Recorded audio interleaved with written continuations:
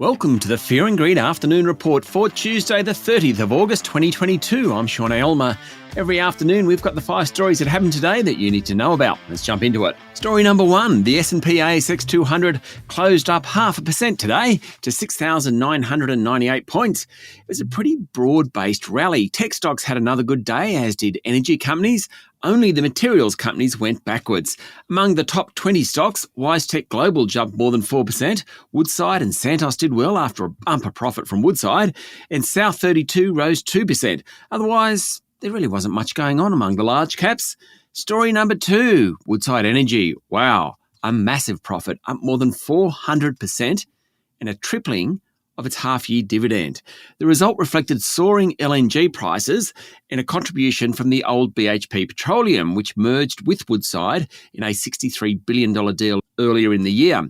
The numbers are enormous. Revenue came in at close to $6 billion, up from $2.5 billion. Net profit was more than $1.6 billion, up from $300 million. Woodside's share price closed up 1.5%, having jumped more than 3% at one point. It was the highest close in 3 years.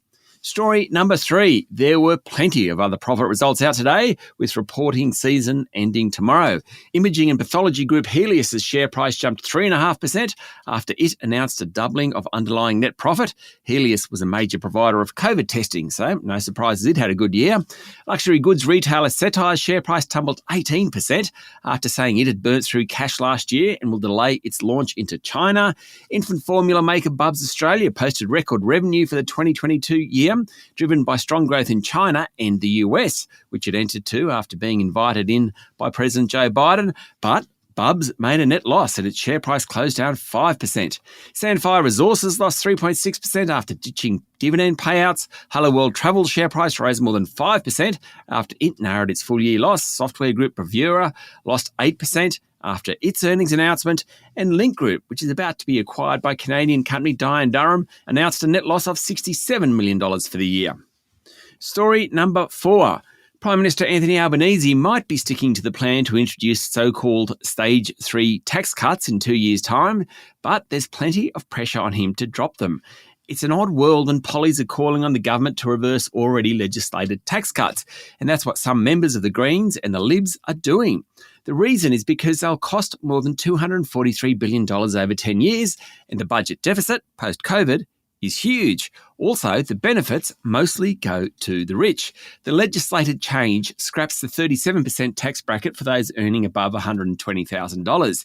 Yesterday, the Parliamentary Budget Office released costings that show 48% of the benefits go to those earning more than $180,000 a year. And story number 5, the US Justice Department has completed its review of potentially privileged documents seized from former President Donald Trump's Florida estate this month and has identified a limited set of materials that potentially contain attorney-client privileged information. And that's it. Bit of a disappointment, really, given all the noise about the raid and search of Mar-a-Lago. Seems there really wasn't anything that juicy in the documents after all. That's it for the afternoon report for Tuesday, the 30th of August, 2022. Michael Thompson and I will be back tomorrow morning for the Wednesday edition of Fear and Greed. I'm Sean Aylmer. Enjoy your evening.